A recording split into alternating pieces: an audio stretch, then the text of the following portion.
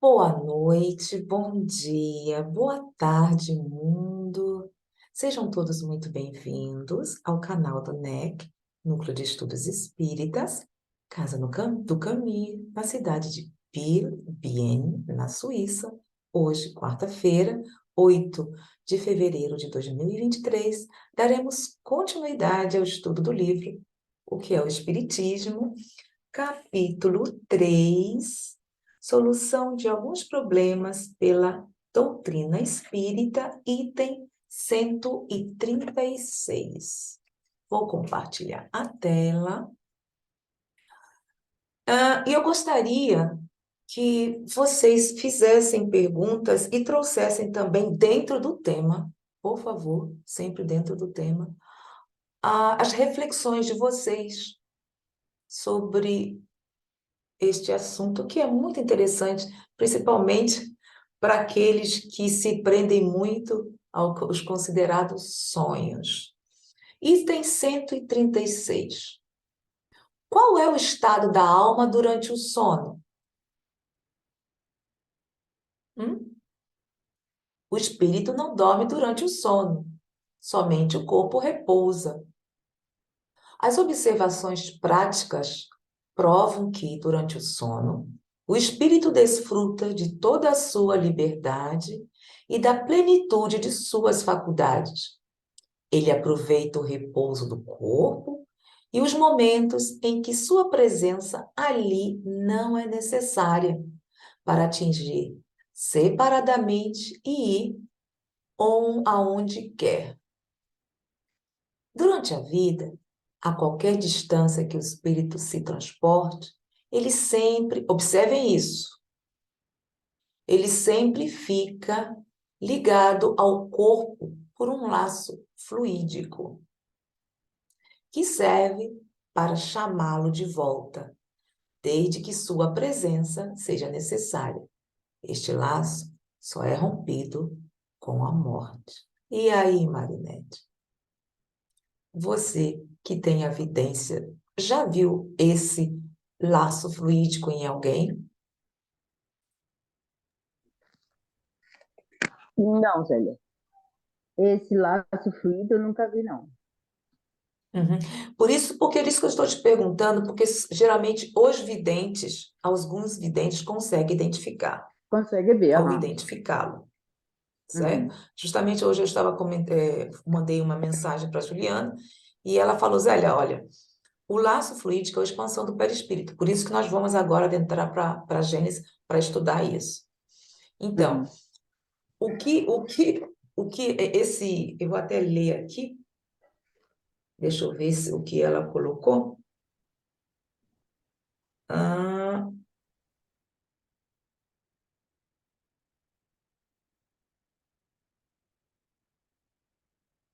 como nós conversamos, eu acho que já conversamos sobre isso sim, viu? Acho que contigo também, Marinette.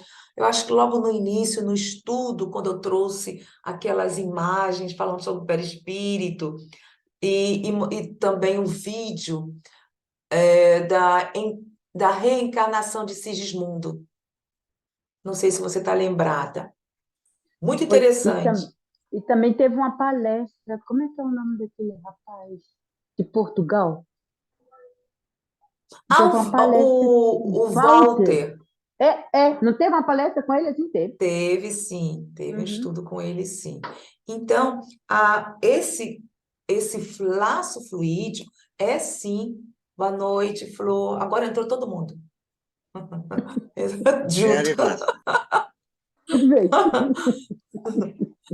Marisa, eu não Marisa estou chamou o a tua povo. imagem não está ali. Isso. Marisa Obrigada, pegou o Marisa. trânsito de São Paulo, né, Bem-vinda, Marisa? Petra.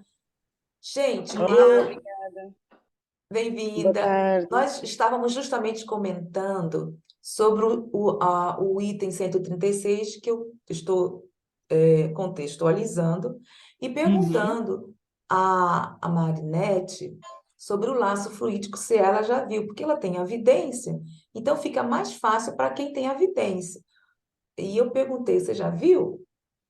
Porque aqui, eu gostaria de saber se vocês vocês têm uma pergunta sobre isso aqui, porque o laço fluídico, eu fui buscar na Gênesis, viu? Como disse na Gênesis capítulo 11, Gênesis espiritual, encarnação dos espíritos, item 18. Mas, dentro deste tema, o que nós lemos aqui, há alguma pergunta para reflexão? Não. Bom, então a Marinete sabe, quem estão aqui, eu não sei a Petra, mas creio que o seu Adilson, sim, está ciente dessa expansão do perispírito. A Marisa solvisou, solvisou, alemão. Eu não sei o que é solvisou, não. Saiu e pronto, eu não me lembro mais o que é. Também, Traduz como também. olha, então, Suavizou desculpa aí, é viu, assim, Marisa, de vez assim. em quando de vez em quando misturo tudo, porque às vezes é mais fácil, é mais racional o vocabulário, Uhum. o idioma alemão. Para algumas coisas é racional. Bom, olha aqui. Sobre o laço fluídico, porque eu, na minha adolescência, tenho isso do tal do cordão do Cordão prateado. de prata. Cordão de prata. O É, famoso cordão de é, prata. exatamente, o prateado, o cordão de prata. Por isso que eu fui lá procurar na Gênese, aí eu trouxe aqui.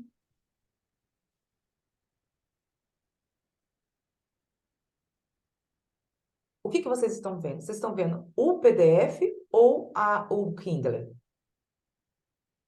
Eu acho que é o Kindle, pelo que eu sei. O formato parece o Kindle. Então, pronto. Então, vocês estão vendo aí. Por favor, viu, Petra? Qualquer coisa, qualquer dúvida, eu não sei como você está, como nós estamos iniciando a Gênesis, eu não sei como é que se você está ciente ou não desse tema. Se tiver alguma dúvida, faça a pergunta ou não cale-se para sempre. Bom, item 18. Quando o espírito tende a encarnar em um corpo humano em vias de formação, um laço fluídico, que é apenas uma expansão do seu perispírito, liga-o ao embrião, para o qual ele se acha atraído por uma força irresistível, desde o momento da concepção. Então, o laço fluídico é a expansão do perispírito. Como é feito? Perguntem a Marisa, que eu não tenho uma concepção antiquada em relação a esse laço fluídico. Podemos aqui conversar até esse ponto aqui e continuarmos, porque é muito interessante, porque ao mesmo tempo ele está explicando sobre o laço fluídico e como se faz essa ligação para a reencarnação. Então, um tema puxa o outro. E assim que é, assim que é o estudo. E eu acho isso muito bom. Alguma coisa, alguma pergunta, Petra? Não sei se você chegou em casa. Sobre o laço fluídico, sobre a expansão do perispírito. Bom, nada? O que você falaria sobre... Eu não entendo, mano, essa expansão do perispírito. Mas porque Então, eu faço confusão daquelas... Ai, como é que se fala quando estudamos? São 14, são do perispírito que tem aí, eu não sei, acho que foi no Livro dos Espíritos, não me recordo. Aí ele tem explicando... Não, Livro dos Médicos. Fluidos, se eu não me engano. Mas essa expansão, esse laço fluídico, eu não sei, Marisa. então, então agora a gente vai tocar nesse assunto. Então, na realidade, e a gente inclusive conversou bastante sobre isso quando no nosso estudo da Gênese, né, tem lá é, os fluidos, enfim, depois vai falar do perispírito. A gente aprendeu inicialmente que era um cordão prateado, um cordão de prata, então muita gente achava que, na realidade, nós estávamos ligados aí a espiritualidade, né, por um cordão invisível, né, e quando a gente então dorme, né, que a alma se emancipa, é como se ela tivesse grudada, que nem quando os astronautas, quando saem fora da nave espacial, ficam lá com aquela cordinha, né? E então é uma ideia muito equivocada, né? Mesmo essa expressão laço fluídico também, porque as pessoas pensam que é um laço, como se fosse um laço, né? Cada um pensa que quer e que alguém vai um dia chegar e cortar com a tesourinha na hora do desencarne, então corta o laço. E na realidade não é, né? O perispírito, ele tem a partir do momento da concepção, né, que começa então a formação, é como ele vai se agregando. Olha aqui com o movimento das minhas mãos, né? Ele vai se agregando célula a célula. O movimento ele vai se associando, molécula a molécula, célula a célula. Então, quando no momento, assim como é no momento em que esse corpo físico começa a ser formado, esse perispírito no momento da concepção, né? Porque anteriormente, no começo, dizia-se que era no momento do nascimento. Não, é no momento da concepção. Então, esse perispírito, ele vai se agregando, né? Olha lá, liga-se ao embrião, para o qual ele se acha atraído por uma força irresistível desde o momento da concepção. E ele vai Tá? falar posteriormente o que você está se referindo. Exatamente, Está. né? Então, vejam, à medida que o embrião se desenvolve, o laço se estreita. O que é isso? É um laço que vai ficando apertado? Não, ele vai agregando de tal forma que aí ele se agrega de vez. Por isso que a gente diz que a gente não saberia dizer onde começa e onde termina o perispírito. Então, assim, ultimamente, né, inclusive eu preciso até ver depois aonde foi que eu vi, é um traço de união, né? Talvez seja na própria Gênesis que Kardec fala depois, um traço de união. Ou a gente acabou, em algum das obras eu vi essa expressão. Então, assim, não é cordão de prata, não é laço como se fosse um laço, que as pessoas pensam que elas querem. Vejam, ele vai se agregando naturalmente até se agregar por completo. Por isso que ele diz, à medida que o embrião se desenvolve, esse laço, na realidade, essa agregação se estreita sob a influência do princípio vital material do embrião, o perispírito, que possui certas propriedades da matéria. Olha lá o que ele vai dizer agora, acabei de falar isso. Se une molécula por molécula com o corpo que se forma, né? Então imagine aqui o corpinho se formando e o perispírito chegando e ó, molécula a molécula. Vamos supor que os meus dedinhos fossem cada uma molécula, né? Então ele vai se agregando, agregando. E aí, continuando, por intermédio do perispírito, se enraiza nesse embrião, como uma planta na terra. Olha que interessante essa comparação que Kardec faz. Quando a gente planta uma plantinha na terra, o que vai acontecendo? Exatamente isso. Ela vai se agregando na terra, até que a terra a absorva por completo e ela começa a receber o alimento e se desenvolve. Já repararam que a gente, quando vai plantar uma plantinha na terra, a gente pega uma mudinha, tira daquele vasinho que ela está, planta na terra, às vezes ela até murcha.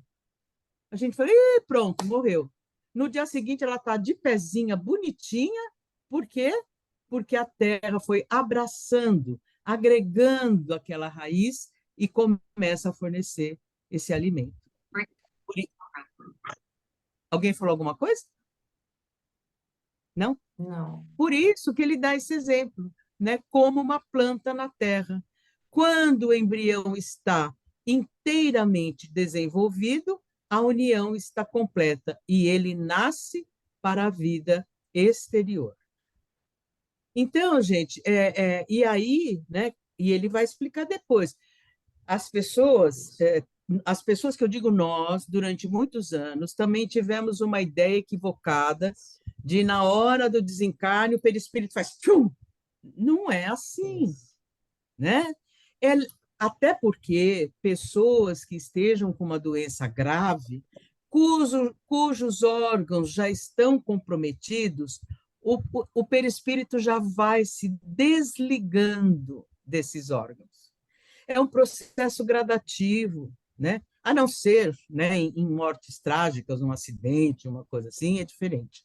Mas, via de regra, tanto uma pessoa que está gravemente doente, os órgãos já estão comprometidos, o próprio espírito vai se desligando aos poucos, né? E o perispírito, idem, né? E para uma pessoa que não está gravemente doente, mas que começa um processo de enfermidade, este, entre aspas, laço fluídico já começa a ir se enfraquecendo e se dissociando, né? Então, a palavra que melhor expressaria seria uma associação e uma dissociação, lenta, gradativa, nada é brusco, né? Nada é brusco, a não ser realmente em mortes violentas, como acidentes, etc. Aí ele continua. Por um efeito contrário, essa união do perispírito e da matéria carnal que se efetuara sob a influência do princípio vital do embrião, quando esse princípio deixa de agir em consequência da desorganização do corpo, isso que eu acabei de falar. Então, uma pessoa que tem uma doença gravíssima, que já está, vamos dizer, em estado terminal, que os órgãos já estão comprometidos, o perispírito já vai se dissociando, esse traço de união vai se enfraquecendo, tá? Aí ele continua, do corpo por uma desorganização do corpo, que conduz à morte.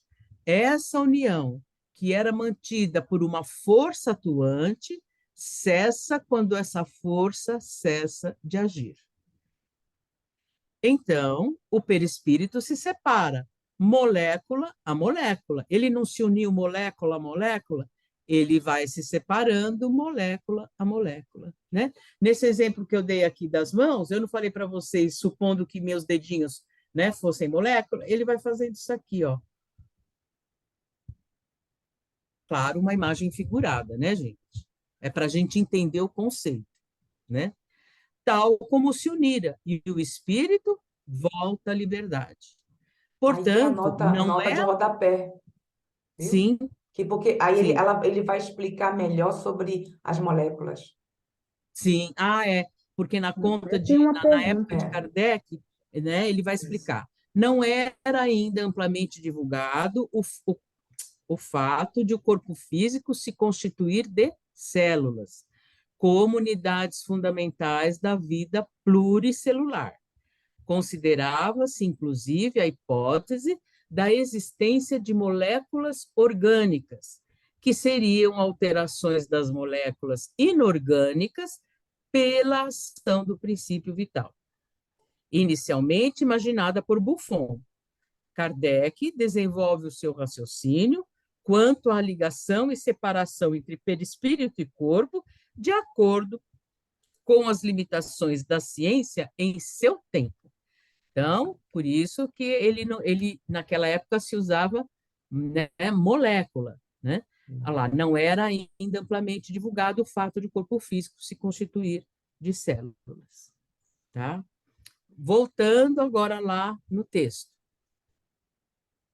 Então, só para a gente não perder o fio. Então, o perispírito se separa, molécula a molécula, tal como se unira, e o espírito volta à liberdade. Portanto, No caso, não é célula por célula, Marisa, né? sim, Célula sim, por sim. célula. Porque ele Célula por explicou célula. perfeitamente sobre a molécula que eles entendiam como célula orgânica e inorgânica. Então, seria célula por célula. Célula por célula. Portanto, não é a partida do espírito que causa a morte do corpo. Olha só, isso é muito interessante, mas é a morte mas é a morte deste, ou seja, do corpo, que causa a partida do espírito. Ou seja, enquanto não houver a última batida do coração, este laço, este traço de união não se separa, né? E Pronto. aqui, só fazendo uma pontuação, que foi isso, por isso que na parábola de Lázaro, a passagem de Lázaro, Lázaro não tinha morrido. Ele provavelmente estava num estado catalético ou de letargia. Por quê? Se ele tivesse realmente desencarnado, Jesus jamais degradaria de uma lei divina, porque aí o perispírito teria se rompido, teria se dissociado, e aí ele traria Lázaro de volta à vida. E não é isso. Ele não, provavelmente, inclusive os exegetas, aí, os estudiosos do Evangelho, tem alguns, veja, eu não estou afirmando, eu estou contando para vocês o que eu li em alguns estudos. Tem alguns até estudiosos do Evangelho que dizem que Lázaro talvez tivesse feito um ritual de iniciação, alguma coisa assim, e aí não conseguia voltar, tá? Então isso é uma possibilidade, né? Tipo assim, pessoas que fazem viagem astral, aquelas coisas, e não conseguia voltar, né? Então, isso está escrito em um dos estudos, né, desses estudiosos do Evangelho. Não é a Marisa que está falando, tá, gente? E também é uma possibilidade, ou a catalepsia, ou a letargia, ou ele talvez fazendo aí algum ritual iniciático, né, que não conseguia voltar. Porque se Lázaro tivesse efetivamente morrido, Jesus estaria contrariando uma lei divina, uma lei natural. Portanto, não é a morte cerebral que determina a morte do corpo físico, é a última batida do coração. Tá claro isso, gente?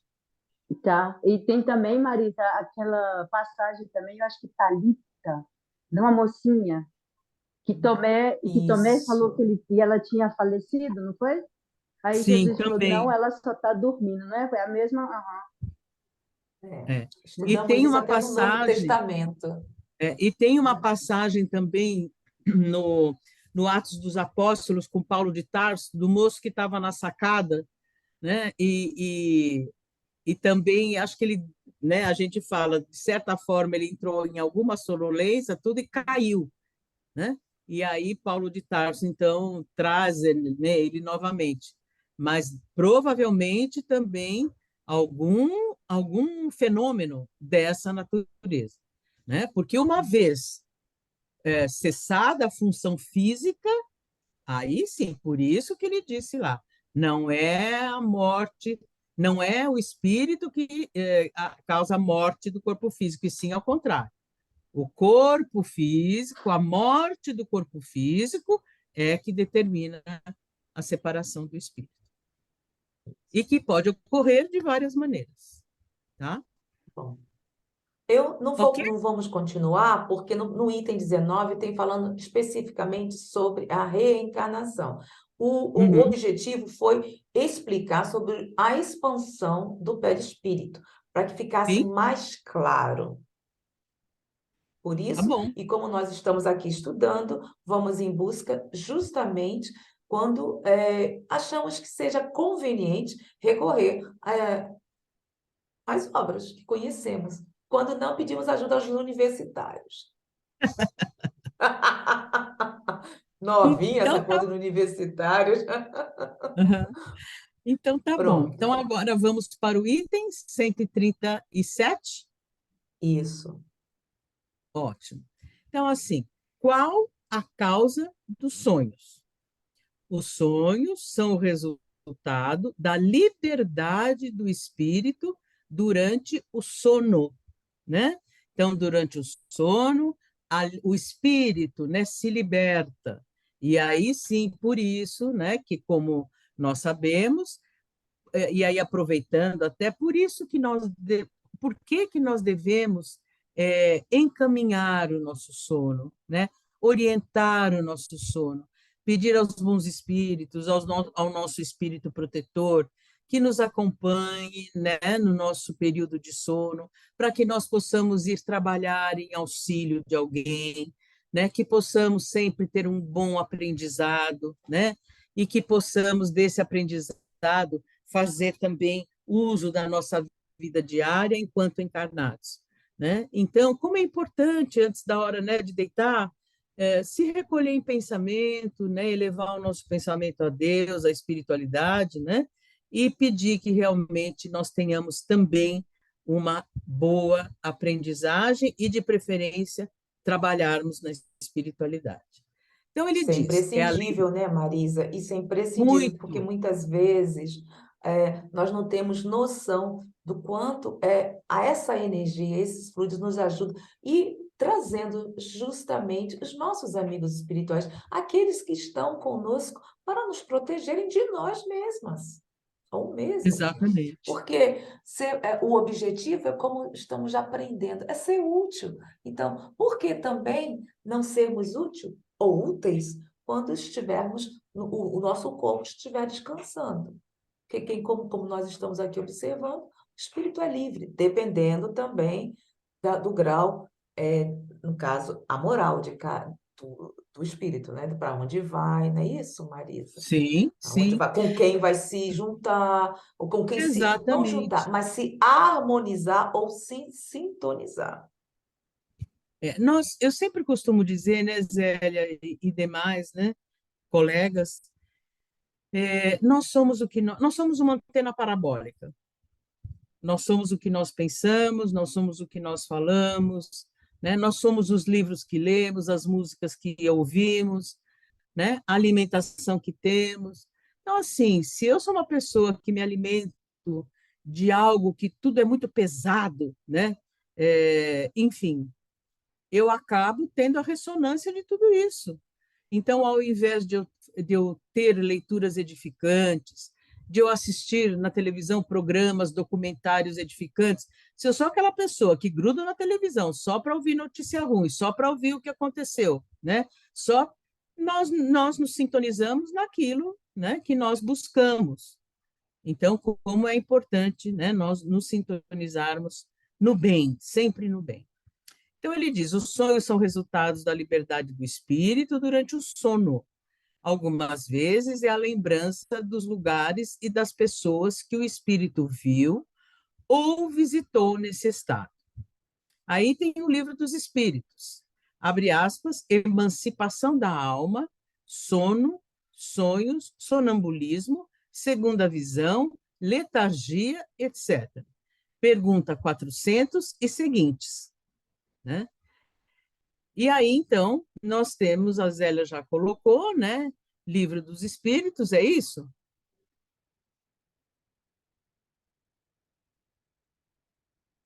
Está aparecendo para mim, é isso, Zélia? Teu microfone está fechado. Tá, é que eu tinha marcado a união do corpo com a alma, que é na 400, tinha marcado aqui. Qual é por favor, 400, no teu aqui, emancipação da alma, 400. Emancipação da alma, 400. Eu tinha isso aqui porque quando você aperta o lado esquerdo é mais fácil, mas só que às vezes não funciona não, sabe, Marisa? Aqui, tinha Uhum, tudo marcadinho aí, emancipação da alma. tá. Então, vamos lá. Pergunta 400. O espírito encarnado permanece voluntariamente no envoltório corporal? Resposta. É como perguntar se o prisioneiro está satisfeito sob as chaves, né? Ou seja, ele está trancado, ele é feliz se ele está trancado, se ele está preso, é claro que não, né? O espírito encarnado aspira incessantemente à libertação. E quanto mais grosseiro é o invólucro, perdão, é o envoltório, mais deseja ver-se desembaraçado, né? Durante o sono, a alma repousa como o corpo? Não. O espírito jamais fica inativo. Durante o sono, Os liames que o unem ao corpo se afrouxam e o corpo não necessita do espírito. Então, ele percorre o espaço e entra em relação mais direta com os outros espíritos. Gente, olha que fantástico, ou seja, o nosso corpo físico é perfeito. Ele tem uma engrenagem, ele tem uma máquina perfeita. Ou seja, né, o espírito pode se libertar, e é isso que acontece durante o sono. O nosso espírito se liberta, vai para o mundo espiritual, trabalha no mundo espiritual e encontra pessoas, né? É aquela velha história que a gente depois, quando acorda, diz: poxa, eu acho que eu encontrei alguém que eu gosto muito no mundo espiritual, porque, nossa, eu acordei tão feliz, tão, né? Gente, eu vou contar uma experiência para vocês. Em 1986, mais ou menos, eu sei porque marcou muito para mim isso. Eu trabalhava na área de treinamento, né, do metrô. E eu me lembro perfeitamente da cena. Eu estava no mundo espiritual, tinham alguns mentores e tinha uma pessoa muito alta virada de costas para mim. E aí, essas pessoas estavam me apresentando, deu tela rosa, mas não tem importância. Essas pessoas estavam me apresentando alguém que, de certa forma, eu conheceria, ou que, enfim. E aí, depois, e aí eu me lembro que quando eu perguntei, mas qual o nome dessa pessoa, mas quem é? Eu queria ver o rosto. E eles me responderam, não, não é o momento ainda. E eu acordei. Eu vou dizer uma coisa para vocês. Eu fiquei uns 3 dias. Deixa eu só, enquanto isso, eu vou ligar aqui a câmera, a outra câmera, que depois eu saio rapidinho e volto. Porque aí ele entende que ele usa a câmera do Windows. Enquanto isso, nós vamos também, você está se organizando, você está teve esse encontro com essas pessoas, com esse ser, Então, mas aí, também, só para isso, por favor. finalizar, e aí o que aconteceu? Eu fiquei mais ou menos uns 3 dias quase que em estado contemplativo. Mas num contentamento interno, numa satisfação da alma, do espírito. Eu não sei explicar para vocês, mas eu diria que eu tive assim uma pequena amostra do que é a felicidade no mundo espiritual. Porque eu fiquei 3 dias assim, meu Deus, quem será essa pessoa? Não no sentido de curiosidade, mas o bem que me fez este encontro. Eu nunca mais esqueci disso, né? Nunca mais. E não sei se era o meu mentor, não sei, também não procurei saber, porque essas coisas não levam a nada, né? Mas, entretanto, eu digo para vocês de coração que foram 3 dias que eu fiquei muito pensativa no mundo espiritual e no que aquele encontro trouxe para mim. Sabe, Zé? Pois é, isso é uma consolação imensa, essa doutrina, quando nós estamos estudando e vai se ficando cada vez mais claro.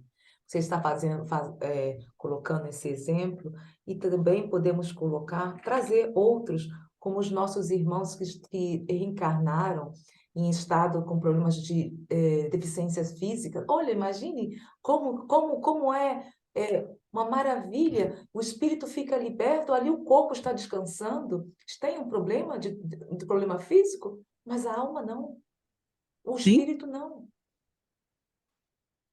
Aí quando se vê, como nós estamos conversando, vê a pessoa está contente, ou a pessoa, ou a alma, o espírito tem ciência do que está ocorrendo. Então, é realmente muito, mas muito consoladora a nossa doutrina, quando sabemos o que realmente, deixa eu pegar a Marizinha, isso, saber que tudo isso é passageiro, sobre os sonhos, sobre a emancipação da alma. É muito bom, gente, é muito bom compreender o que passa conosco no nosso dia a dia. Com certeza, né? Então, Isso que é você muito... falou, Marizinha, desculpa, entra em relação mais direta com os outros espíritos. Ai, que coisa maravilhosa! Exatamente, exatamente. Nossa, eu nunca mais vou esquecer dessa passagem. Me marcou demais, demais, demais, porque eu fiquei 3 dias num estado de felicidade interior. Não é aquela alegria, aquela euforia, não. É um estado de felicidade íntimo, interior, que eu não sei explicar, mas foi o que eu senti durante 3 dias, né? Foi o que eu senti. Ocorreu isso também, justamente que foi um espírito conhecido, não vou mencionar, 6 meses ou 6 meses antes da pandemia, ou talvez, não, 8 meses, eu tive um sonho com essa pessoa, eu não me recordo quando, e ele dizendo, Zélia, estuda pela internet. Naquela época era Skype, ó, você se lembra do Skype? Aí eu, como assim? Era tudo contra o que eu estava aprendendo. E falava, e conversava. Eu procurei saber, procurei pessoas dentro do movimento espírita suíço falando sobre, perguntando, pedindo conselhos sobre isso, e foi negado. Eu falei assim, não, isso, espiritismo não é internet. Ué, quase um ano. Porque eu também não tinha, nós não tínhamos até as condições que tem hoje, Zoom e tudo isso. Então, iniciamos sim o estudo. Quem está ainda é a Celeste, depois entrou a Petra, vamos fazer uns 3 anos pela Skype, e depois veio a pandemia, e o NEC não teve nenhum problema, porque simplesmente continuou. Olha aí. Né? Pois é, gente. Exatamente. Então, ele diz aqui, opa, Que isso? pronto. Durante o sono, né, a alma repousa como o corpo? Não, o espírito jamais fica inativo. Durante o sono, os liames que o unem ao corpo se afrouxam e o corpo não necessita do espírito. Então, ele percorre o espaço e entra em relação mais direta com outros espíritos. Pergunta 402. Como podemos avaliar a liberdade do espírito durante o sono? Pelos sonhos. Sabeis que, quando o corpo repousa, o espírito dispõe de mais faculdades do que no estado de vigília. Então, é assim, nós estamos acostumados a medir a nossa vida pelo nosso estado de vigília, mas nós desconhecemos, como ele diz aqui, mais faculdades do espírito do que no estado de vigília. Olha só, tem a lembrança do passado e, às vezes, a previsão do futuro. Adquire mais poder e pode entrar em comunicação com outros espíritos, seja deste mundo, seja do outro. E isso através do quê? Do pensamento. Né? Para nós é difícil imaginar, meu Deus, e aí é um exemplo muito interessante. Olha aqui, nós aqui não estamos todos juntos? Zélia está na Suíça, Terezinha está em São Paulo, eu também estou em São Paulo, o Dilson acho que está lá no Espírito Santo, Marinette está na Alemanha e Petra está onde? Portugal. Cadê Petra? Estou em Portugal. Portugal. Portugal. Vejam, e nós estamos todos juntos aqui sintonizados, cada um no lugar, em tempo real. Então, assim, a grosso modo, é assim que os espíritos se comunicam. Com o pensamento, é como se eles estivessem, como nós estamos aqui, todos juntos, se comunicam. Eles não precisam, eu não preciso estar aí na Suíça para falar com a Zélia, nem Zélia em São Paulo para falar comigo. É isso, né? Nós estamos repetindo o que acontece no mundo espiritual, em tempo real. Se tivesse aqui uma pessoa do Japão e eu quisesse saber, né? Adalberto, que é do Japão, e aí, Adalberto, como você está? Estou vendo ele está no Japão, e eu não preciso ir até o Japão, né? Então, é isso, é pelo pensamento, né? E isso tudo que nós devemos às ondas eletromagnéticas que possibilitam tudo isso, né? Aí ele continua. Frequentemente dizes, tive um sonho bizarro, um sonho horrível, mas que não tem nenhuma verossimilhança. Enganas-te. É quase sempre uma lembrança de lugares e de coisas que viste ou que verás numa outra existência ou em outra ocasião.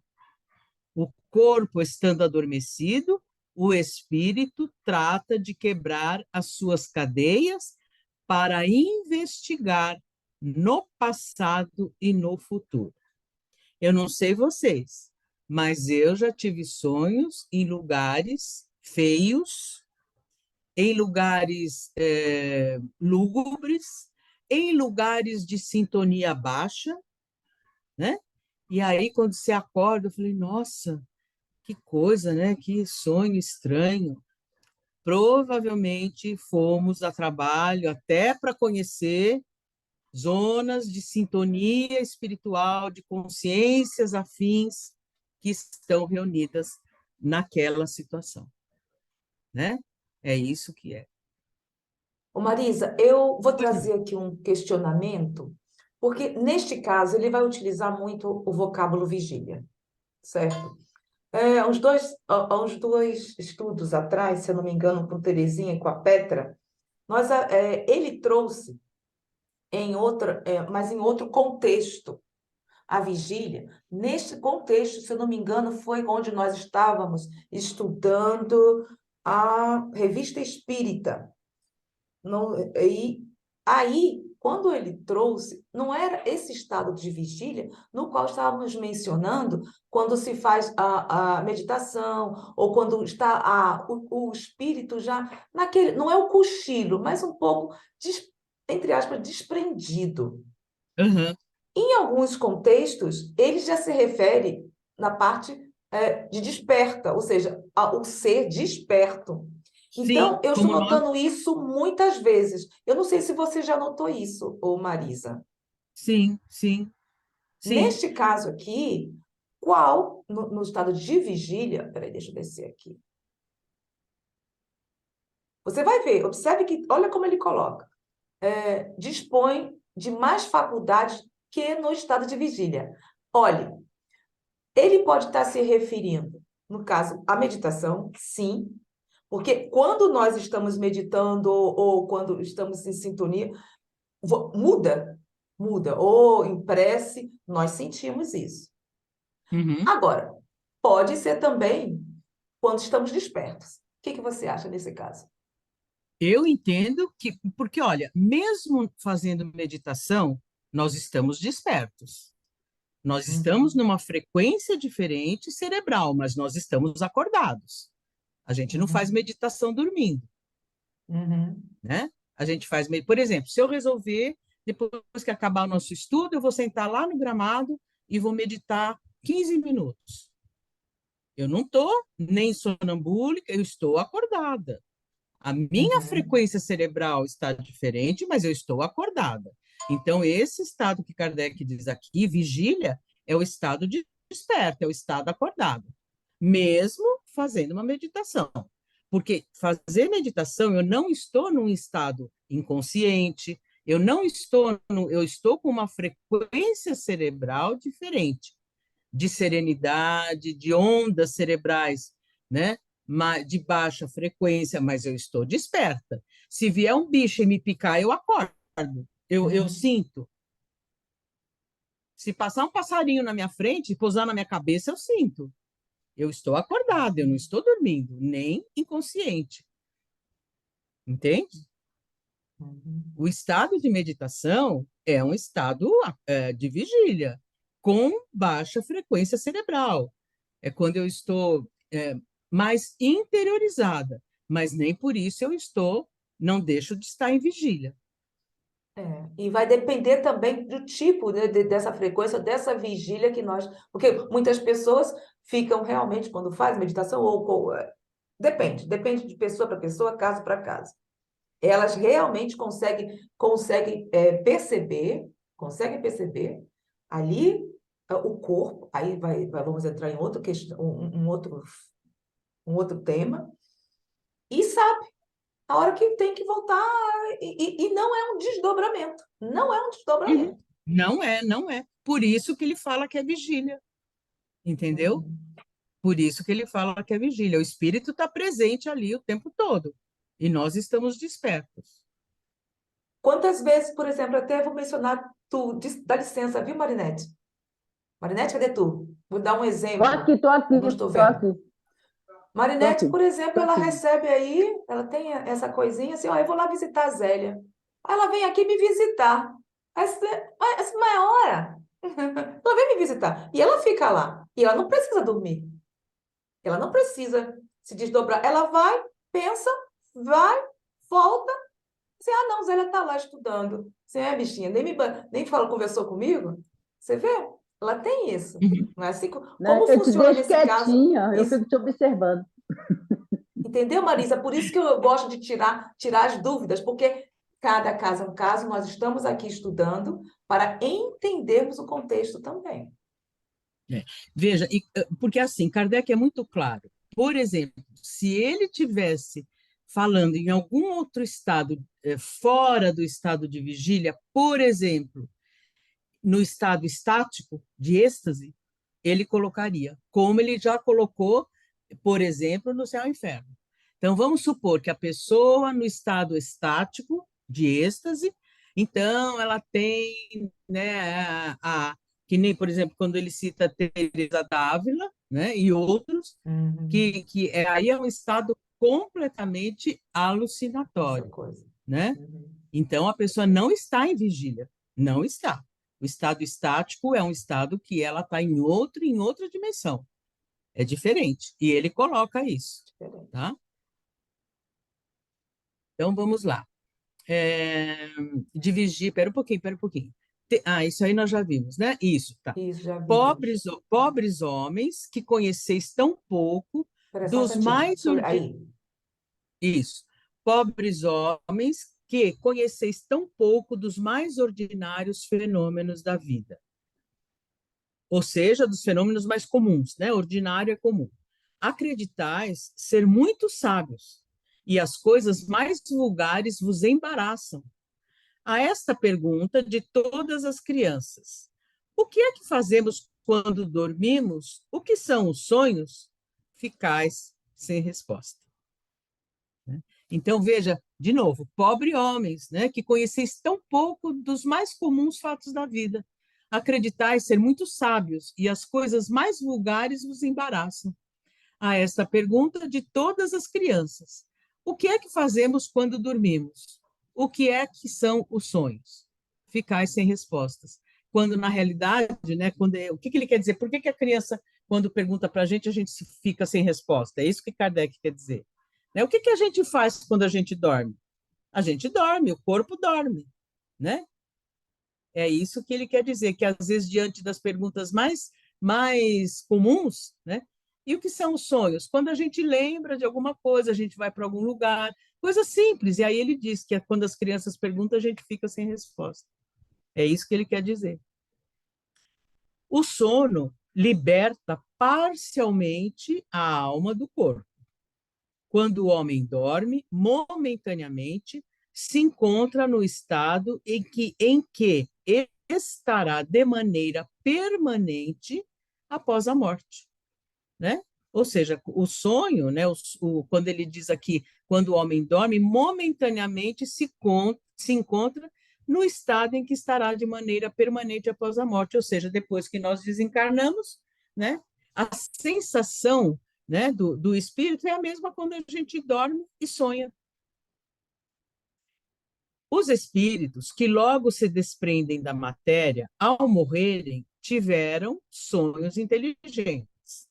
Esses espíritos, quando dormem, procuram a sociedade dos que lhes são superiores.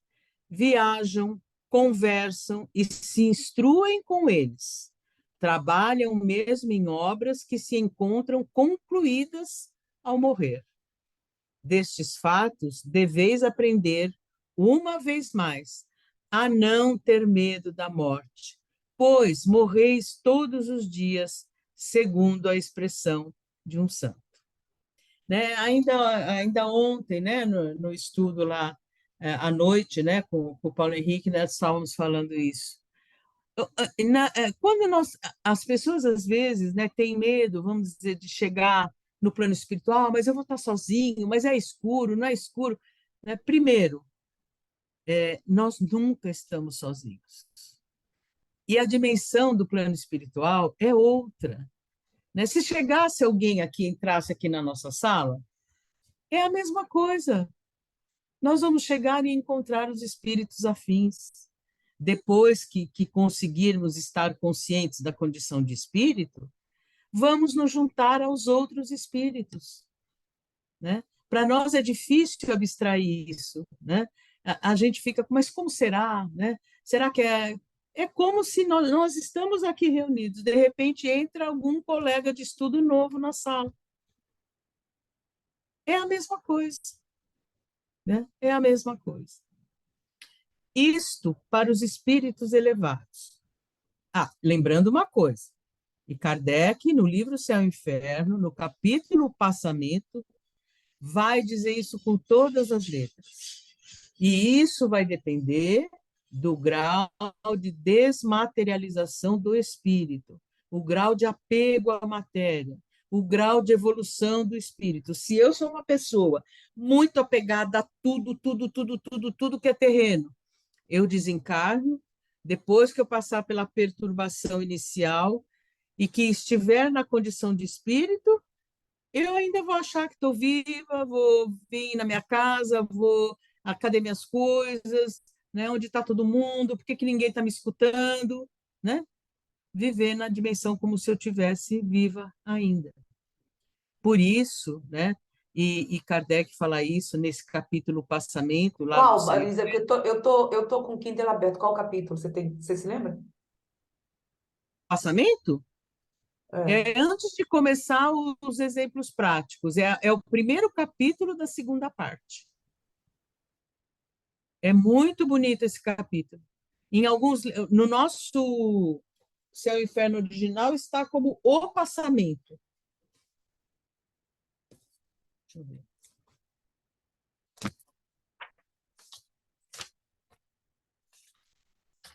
Porque logo depois já vem a comunicação do espírito do Samson, que são os espíritos felizes.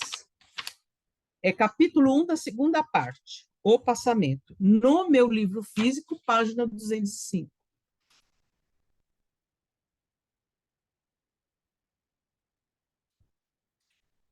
Primeira parte, capítulo 1. Da segunda parte. Segunda parte, capítulo 1. Já tô na segunda parte. Uhum. Chama-se O Passamento. Não, mas eu tô aqui. Não tô O Céu e o conseguindo. Inferno. Você Eu tô está no no céu e Céu e inferno. Inferno? Não, eu tô nem céu e nem inferno. Não. O Céu e o Inferno. So sorry, Hã? tô indo lá, desculpa aí, gente. Pronto, Né? Céu e Inferno, capítulo 1, primeira parte, doutrina, aí. Segunda parte, vai lá, segunda parte, desculpa aí, gente. Desculpa. Mas faz parte. É bom que isso ocorra para nós aprendermos também a lidar com isso. Marizinha, eu não estou encontrando, não, mas eu vou fechar aqui a segunda parte e vou procurar, tá? Você pode ir falando aí qualquer coisa eu vou Tá bom. procurando. É o primeiro capítulo da segunda parte do livro O Céu e o Inferno. Tá? Chama-se O Passamento. Então, gente, continuando aqui, né? Por isso que ele diz, aí ele diz, os espíritos que logo se desprendem da matéria, ao morrerem, tiveram sonhos inteligentes. Esses espíritos, quando dormem, procuram a sociedade dos que lhes são superiores, Viajam, conversam e se instruem com eles.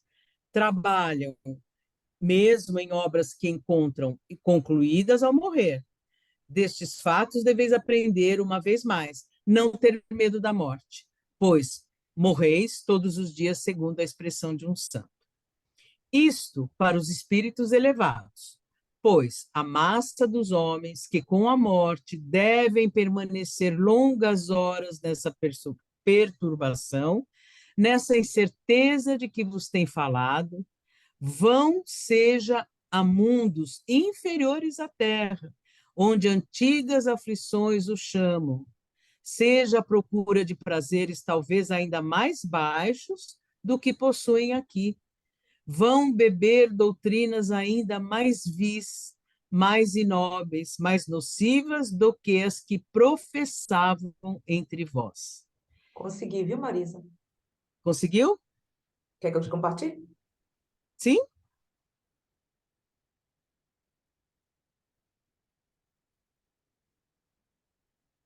E agora, tá vendo? Esse capítulo, gente, é muito bonito, né? É muito bonito. E Kardec diz assim: a confiança na vida futura não elimina a apreensão com a passagem desta para outra vida. Então, assim, uma coisa é a certeza que nós temos da vida futura, mas todos nós temos aquela apreensão dizendo, mas como será a passagem daqui para a vida futura? Né? Como é que se dá isso? E aí ele continua.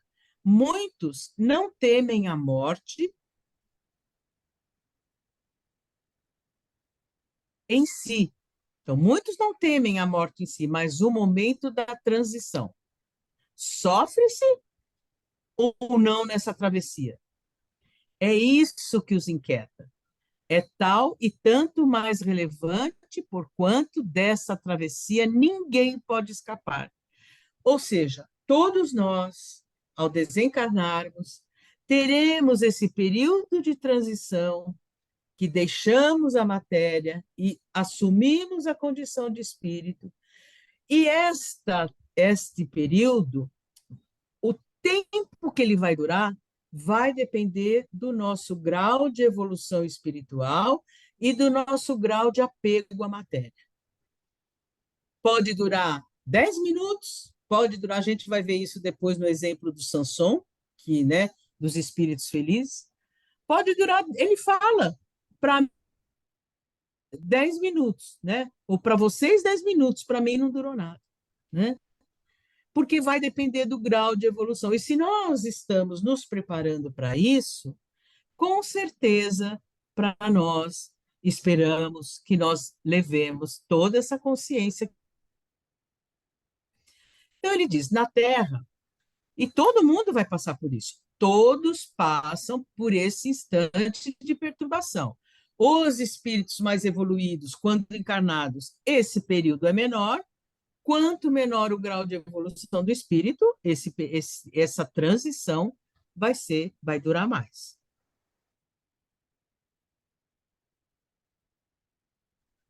No caso da morte, no entanto, ricos e pobres devem dar o salto. Em sendo penoso este último, nem posição, nem fortuna lograrão mitigar-lhe o amargor. Então, assim, pode ser Fortuna. rico, pode ser milionário, pode ser... Isso não vai diminuir este período de transição. É inerente, todos nós vamos passar. Nós estamos mudando de estado, né? Ao observarmos a placidez de algumas mortes, ou seja, aquelas pessoas que desencarnam serenamente, né? Tranquilamente, em contraste com as terríveis convulsões de agonia no caso de outras, podemos, de antemão, constatar que as sensações experimentadas não são sempre as mesmas, ou seja, para cada um é diferente do outro. Na doutrina espírita, nós não podemos generalizar nada, a não ser as leis divinas. As leis divinas são para todos, sem exceção, mas outras situações não. Mas quem nos poderá esclarecer a esse respeito? Quem nos descreverá o fenômeno fisiológico da separação entre a alma e o corpo? Quem nos contará as impressões desse instante supremo? Acerca desse ponto, calam-se tanto a ciência quanto a religião. Nem a ciência sabe dizer o que acontece, e nem a religião. Por quê? Porque é de cada um. É de cada um a forma como nós vamos passar por esse período. E por que se calam, então? Calam-se porque falta a ambas o conhecimento das leis que regem as relações entre espírito e matéria. Nós não conhecemos todas as leis que regem as relações entre espírito e matéria. Uma, que é a ciência, detém-se no limiar da vida espiritual, aqui no caso, perdão, a religião. Outra, no da vida material, a ciência. O espiritismo é o elo entre as duas. Somente ele pode dizer como se opera a transição, seja pelas noções mais objetivas que fornece sobre a natureza da alma, seja pela descrição dos que deixaram esta vida. E a gente vai ver isso nos depoimentos, né? Então, por exemplo, tem os espíritos felizes, infelizes, medianos, expiações terrestres, suicidas, espíritos arrependidos e por aí, suicidas e aí vai. Eles é que vão nos contar como é que foi essa transição, né? E o do espíritos felizes, claro, são lindas, essa transição é tranquila, serena, né? Por quê? Porque se prepararam para isso, evoluíram como nós estamos fazendo. Além, claro, de ter tido uma vida digna, no bem, na prática do bem, né? Claro. E aí ele diz, somente ele, o Espiritismo, né, pode dizer como se opera a transição, seja pelas noções mais objetivas que fornece sobre a natureza da alma, seja pela descrição dos que deixaram esta vida. O conhecimento do laço fluídico, olha aí ele Aí, o aí de laço novo, fluídico. que une a alma ao corpo, é a chave desse fenômeno. Assim, Eita, nem esperava aí aparecer o laço fluídico. viu? Assim como de muitos outros. A matéria é inerte e insensível. Esse é um fato concreto. Somente a alma experimenta sensações de prazer e de dor. Então, o corpo morreu, gente. O corpo não sente mais nada nessa transição. O que vai sentir essa experiência é a alma. Durante a vida, qualquer disfunção material repercute na alma, que dela recebe uma impressão mais ou menos dolorosa. É a alma quem sofre, não o corpo. Este é apenas o instrumento da dor. Aquela é o paciente. A alma é o paciente. É a alma que sente. Após a morte, estando separado da alma, o corpo pode ser mutilado sem maiores consequências, pois nada sentirá.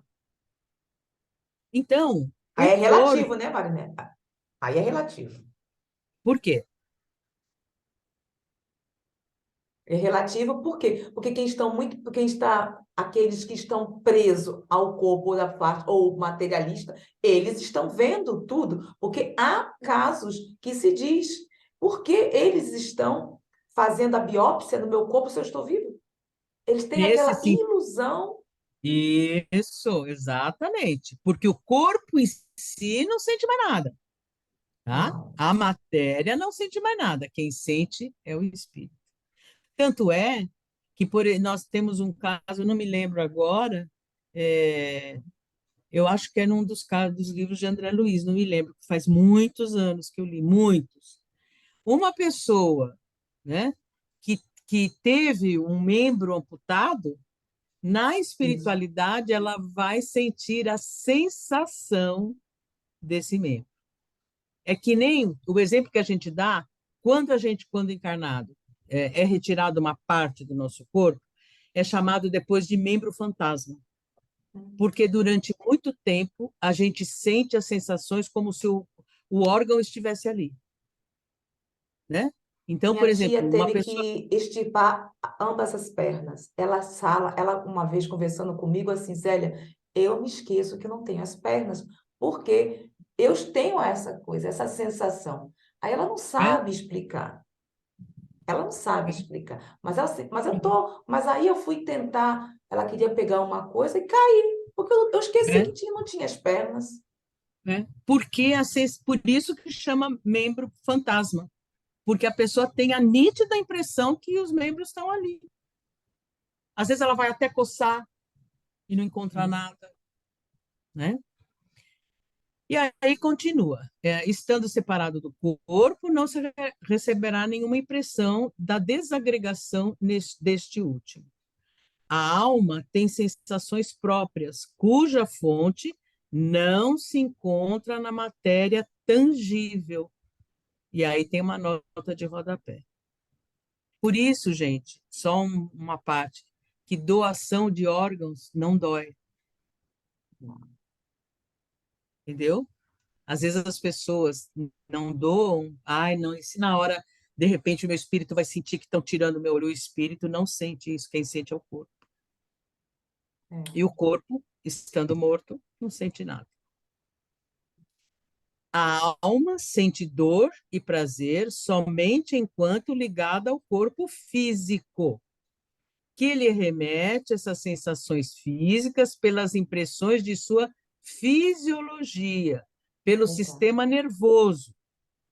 Após a morte, o ambiente do mundo espiritual não mais lhe causa impressões físicas. Então, aquele espírito que diz que está com dor, está com fome, está com frio, está com sede, para ele é real, mas não é real de fato. Hum. Ele está sentindo essas sensações, mas o ambiente externo não causa impressões no espírito. Ele é que ainda ligado à matéria, pela lembrança que tem da matéria, sente essas sensações. Porque ele não tem mais o sistema nervoso. Como é que eu posso dizer que eu estou com dor na mão se eu não tenho mais o sistema nervoso que recebe o impulso, porque eu bati minha mão numa parede, senti uma dor? Não tem mais o sistema nervoso. Mas eu posso estar sentindo porque pela minha vivência ligada à Terra. Por E é isso que bom, né, Kardec fez um... Marizinha, também trazermos para a nossa realidade, se conhecemos algumas pessoas dentro da própria família ou amigos, não é aconselhável, porque aqui se Febrander, às vezes como é que você diz? O corpo, Marinete, como é que é? Ai, como é que é? É, como é que se diz em português? Que queima, como é que se chama em português? Quando a pessoa Febre? desencarna o Não. corpo, como é que é? Cremação. cremação, Crema, Hã? Crema. cremação, crema. Aqui é normal. Aqui é normal, principalmente. Obrigada, Maria. Obrigada, gente. Principalmente do lado protestante, se faz muita cremação. Os católicos não, preferem, olha só, enterrar o corpo.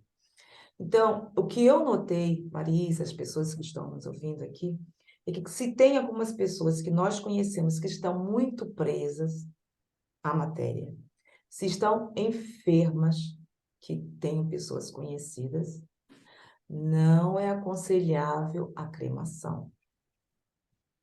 Não é aconselhável a cremação.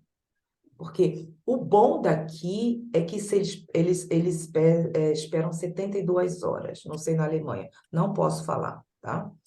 Então, isso também é uma coisa de se pensar, porque cada caso é um caso, é isso? Então, realmente, o espírito vai continuar sendo o que é, tem as mesmas sensações, dependendo do grau moral do ser. Bom, É isso que eu queria trazer como é a nossa realidade aqui, Marisa. Tenho Uhum. pessoas conhecidas, tá?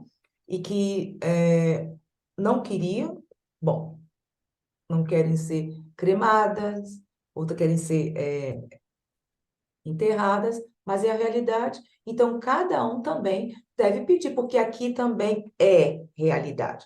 Se você quiser ser cremada, se você não quiser, você escrevendo a punho, Sim, será feito o teu último desejo. É lei. exatamente. Tem que se dar, claro, o direito da pessoa escolher. Diga, seu Odilson.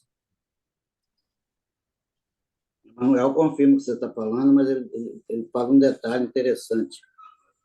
E precisa desse tempo para ele poder dar tempo de separar o espírito do corpo, a alma do corpo, porque senão sofre muito. Principalmente se estiver muito presa, ligada à matéria, né, como você. Eu não lembro qual o livro que eu li, mas ele falou isso, né, Manuel? Então, o ideal é esperar 72 horas. Mas nem todo mundo obedece isso.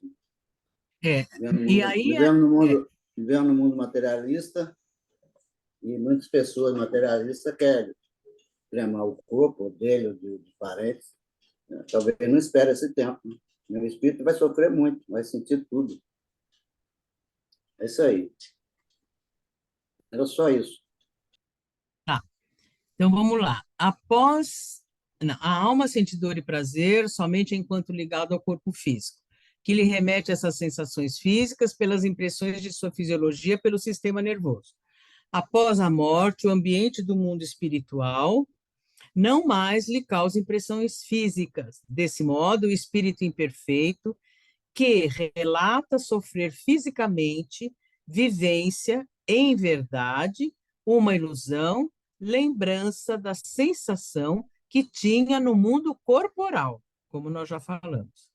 As sensações íntimas próprias do espírito humano são derivadas da felicidade ou, quando tem imperfeições a superar, as do sofrimento moral ou da infelicidade. Está claríssimo aqui, né? Claríssimo aqui.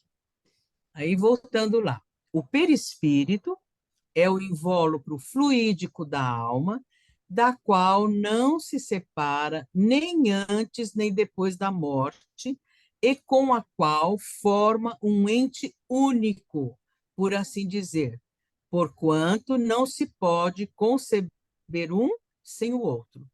Está claro isso, né? Não pode se conceber um sem o outro. Durante a vida, o fluido perispiritual penetra no corpo em todas as suas partes, servindo de veículo para as sensações físicas da alma.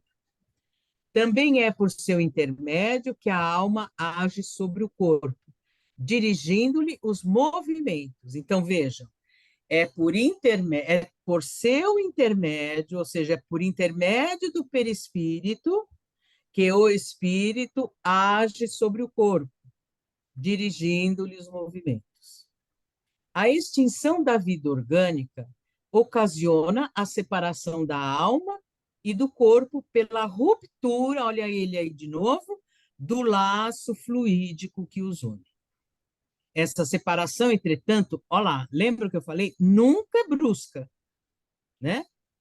O fluido perispiritual desprende-se pouco a pouco dos órgãos, de cada um dos órgãos, como eu falei para vocês, de modo que a separação só é completa e absoluta quando não mais restar um só elemento do perispírito unido a uma molécula, e aqui nós fazemos já a adaptação, célula do corpo. E aí tem outra notinha lá de rodapé. Na época de Kardec, isso aqui nós já lemos, né? Em todo caso, a célula era conhecida pela ciência como elemento estrutural dos tecidos, mas não ainda enquanto unidade básica da vida, ser vivo microscópico. Desse modo, refere-se aqui à molécula como menor parte da fisiologia, acompanhando o paradigma aceito na ciência do século XIX. É aquilo que nós já falamos, né? Na época de Kardec, era molécula e não célula. A sensação dolorosa que a alma experimenta nesse momento é proporcional à soma dos pontos de contato existentes entre o corpo e o perispírito, assim como a maior ou menor dificuldade e lentidão que a separação apresente. Por isso que eu disse para vocês que uma pessoa com uma doença grave, em estado terminal, esse laço já foi se enfraquecendo à medida que os órgãos já estão comprometidos e perdendo a sua vitalidade. Então, assim, parou o rim, parou o fígado, parou não sei o quê, né? Vai parando, então o perispírito já vai se desligando, se dissociando. E quando ele disse lá em cima, né? Volta um pouquinho, Zélio. Quando ele diz aqui, quer ver, ó?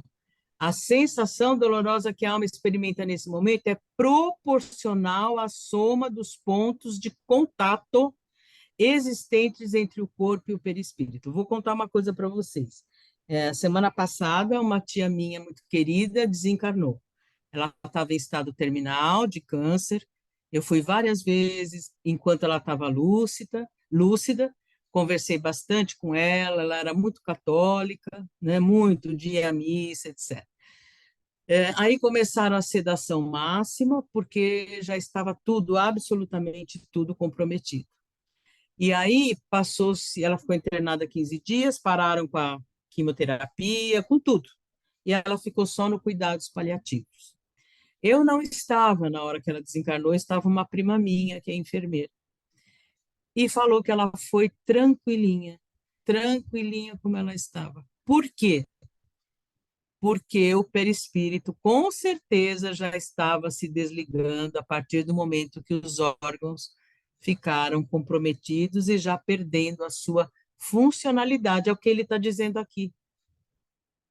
Percebem que a hora que o órgão já está perdendo a sua funcionalidade, né, o perispírito já vai se enfraquecendo. Os pontos, como ele diz aqui, ó, pontos de contato entre o corpo e o perispírito já vão se enfraquecendo. Tá claro isso, gente? Tá claro? Ninguém quer fazer uma pergunta depois dessa. É bem para se refletir sobre. São temas muito interessantes para ser refletido. Alguma dúvida, Petra? Seu Odilson levantou a mão. Ah, eu não estou vendo. Eu não estou vendo. Desculpa, seu Dilson. Você me diz aí do duplo etérico, quando o espírito desencarna, os inferiores aproveitam para sugar o corpo, não é o parecido? Fala um pouquinho sobre o duplo etérico. Olha, seu Odilson, eu vou dizer eu prefiro primeiro me aprofundar nesse assunto para a gente não desviar o foco, né, um pouco da leitura. Então, num próximo encontro, né, a gente até pode falar sobre isso à parte, porque senão a gente vai acabar desviando um pouco do foco do nosso estudo. Zélia, concorda? Concordo plenamente. Também é um tema completamente à parte que vai entrar num outro estudo de um outro autor Sim, espiritual. exatamente, exatamente. Vou entrar Agora, então no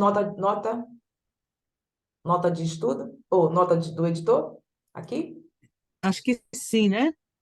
Essa É. explicação essa explicação corresponde ao item 17º do resumo da Lei de Justiça Divina, no capítulo 8, que afirma a punição mais imediata, sobretudo para os que se apegaram à vida material, negligenciando o progresso espiritual, consiste na lentidão da separação da alma e do corpo. Nós vamos ler aqui que ele está se referindo, mas olha como. Lembra quando eu falei para vocês que esse capítulo é bárbaro? Que Kardec vai falar justamente que esse período de transição, esse período de perturbação, ele está diretamente relacionado à ligação que nós temos com a materialidade. Quando nós nos preparamos espiritualmente, já vamos nos desapegando da matéria, esse período é tranquilo passar. Então, vamos lá ver o que Kardec fala isso.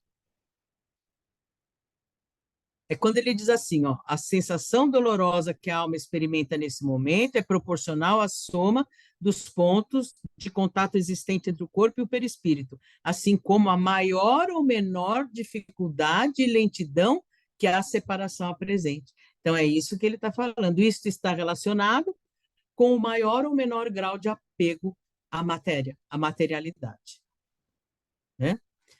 Portanto, não se deve esconder que, de acordo com as circunstâncias, a morte pode ser mais ou menos penosa.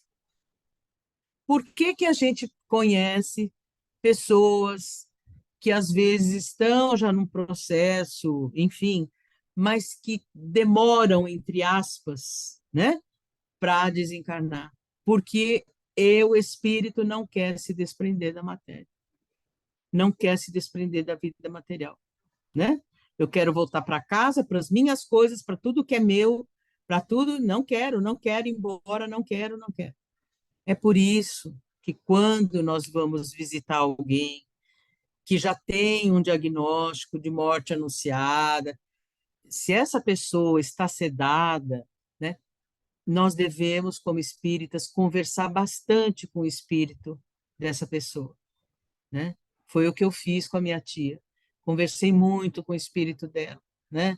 Você precisa se desligar, você vai se libertar desse sofrimento físico, você vai ver que o mundo espiritual, você vai ser recebida pelos espíritos protetores, pelos nossos entes queridos que já estão na espiritualidade, não tenha medo, mas isso porque ela estava sedada, né?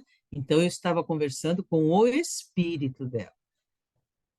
No outro caso, como você está citando esse exemplo, no caso, na minha família, também tem a outra parte, que o ser, ainda muito pegado à matéria, foi tirado, inclusive está com um problema, está com uma tráqueo, não se alimenta há quase 2 anos, mas está sendo dado um tempo para esta pessoa, que está muito apegada à matéria, é um ser que é acumulador, em termos de transtornos emocionais, é acumulador, também com bipolaridade e muitas outras coisas. Então, quando nós estamos estudando aqui, observamos, fica mais fácil se está observando que é um tempo que a própria espiritualidade está dando para que não seja tão agressivo para o espírito esse desenlace.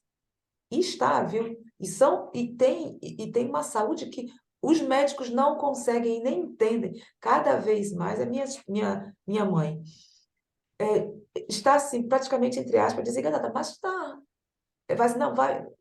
Não, vem a família, olha, cuidado, talvez vai desencarnar, mas não desencarna. Não desencarna. É uma coisa até para a própria ciência, nem os médicos entendem, porque são várias enfermidades. E nós que sabemos, é uma oportunidade que o mundo espiritual está dando para minha mãe. Isso é muito bom que estejamos conversando para trazermos para a nossa realidade. Porque Exatamente.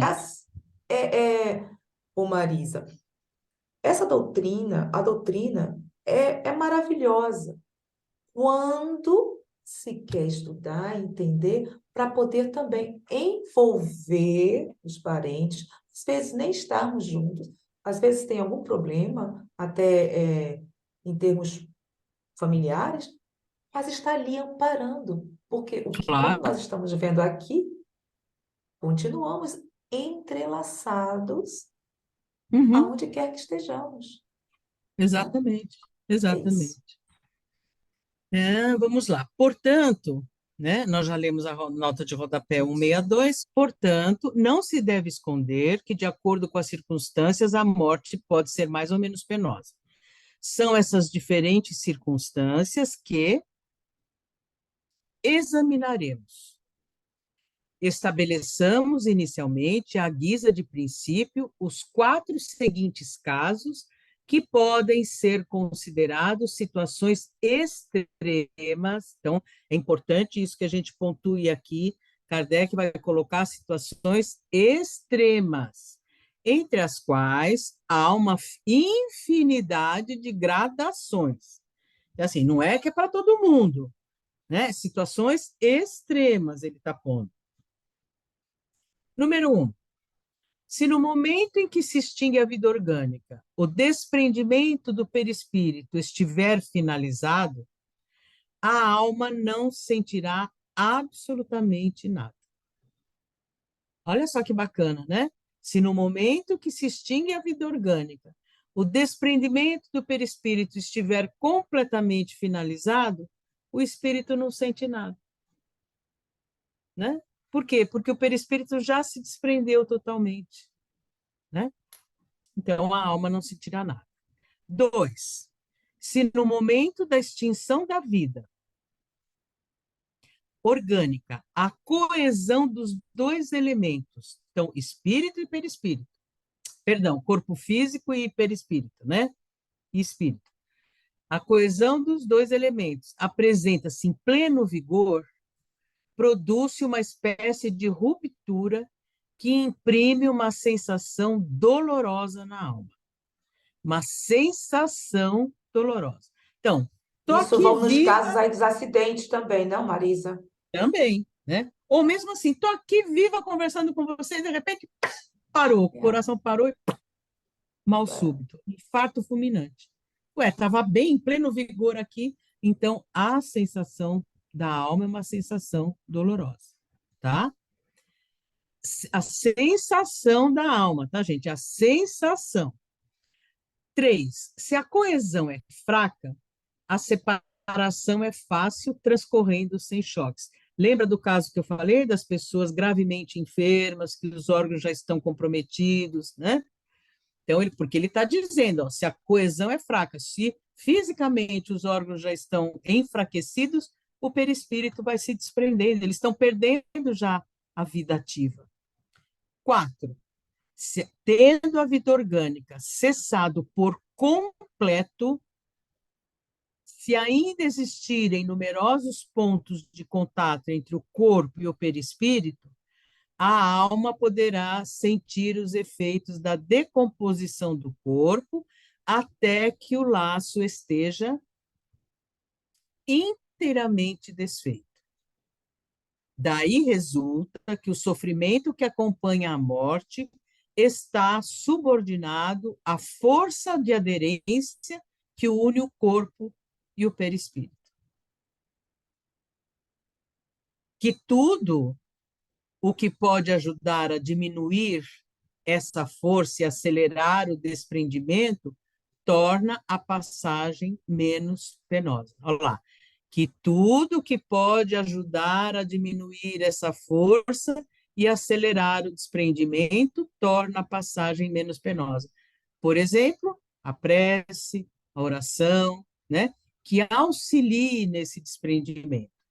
E, por fim, que se o desprendimento ocorrer sem nenhuma dificuldade, a alma não experimentará nenhuma sensação desagradável resultante do processo.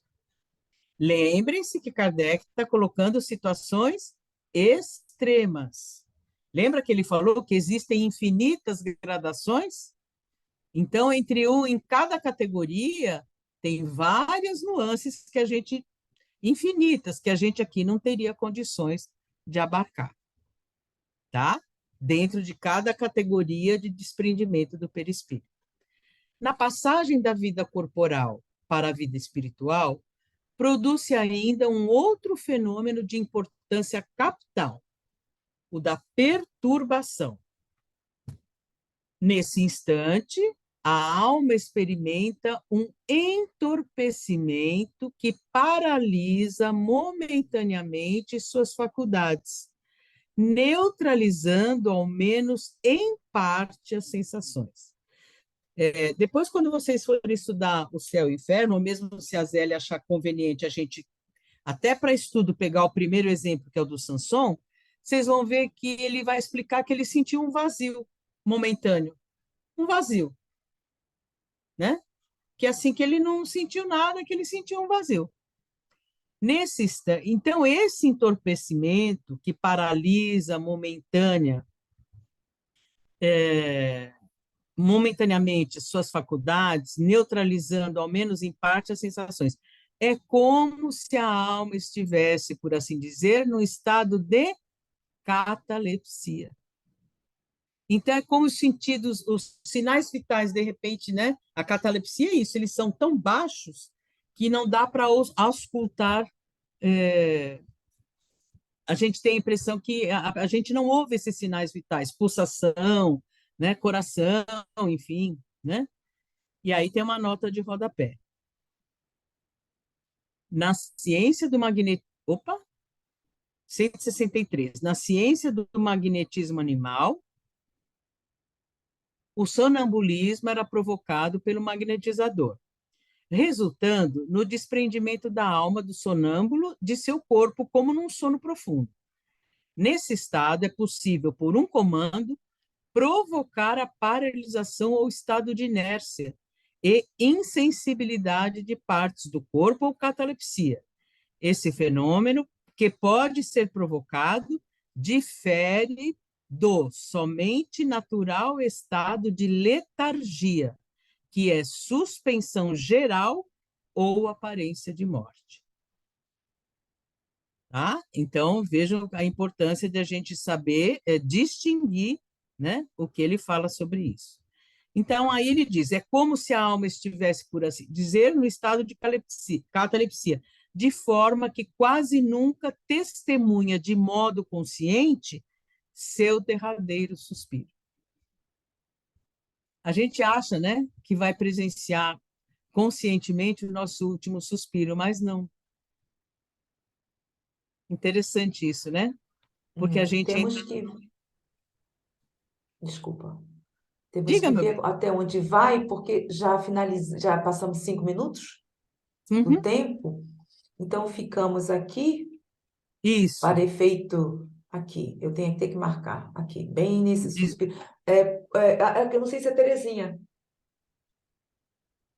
Não sei. Eu não me lembro, não. Eu estou sem aqui a agenda, tá? Depois, Semana que vem sou eu, semana que vem. Onde parou, então? Só aqui, a primeira dizemos frase, quase nunca por quê. Isso é no céu e inferno. O céu e o inferno, né? passagem, Do né? céu. Na passagem, o É, capítulo que fala da passagem. passagem. Exatamente, segunda parte. Capítulo 1, É, eu sim. Tá, já ok? anotei aqui. Tá ok. Pronto. E no livro, estamos aqui. Vamos finalizar então a gravação. Marisa, você quer deixar algum comentário? Alguém quer deixar algum comentário? Porque aí já é questão interna, né? Uhum. Não, eu só quero recomendar que a gente sempre estude com muita profundidade, como estamos fazendo aqui, e com muita seriedade, porque é um tema importantíssimo, né? Porque existe muita fantasia, existe muitos conceitos aprendidos equivocadamente. Então, é um tema que requer de nós, até para nossa tranquilidade, para a gente desmistificar essa coisa, não porque a morte é uma coisa horrorosa, né? Porque sempre nós convivemos com essa coisa funesta, fúnebre, né? E aí vem o Espiritismo, traz essa luz e, claro, desde que nós estejamos preparados espiritualmente, a morte não é senão uma transição de a gente dormir de um lado e acordar do outro, né? Mas é muito importante a gente, portanto, se tiverem dúvida, perguntem, comentem, leiam de novo, para que a gente possa ter bem claro, né, todos esses ensinamentos a respeito do momento do desencarne. E É sempre isso. nossos estudos são focados dentro do tema e nas obras de Kardec. Isso é fundamental para não ficar chocando informações. Fica dúbio, então, aí o objetivo é o conhecimento, é tirarmos as nossas dúvidas que recebemos de uma forma equivocada, muitas vezes, e esclarecer. Por isso que focamos no tema e nas obras de Allan Kardec. Certo? Então, até a próxima. Tchau, gente. Obrigada, Marisa. Imagina, eu que agradeço.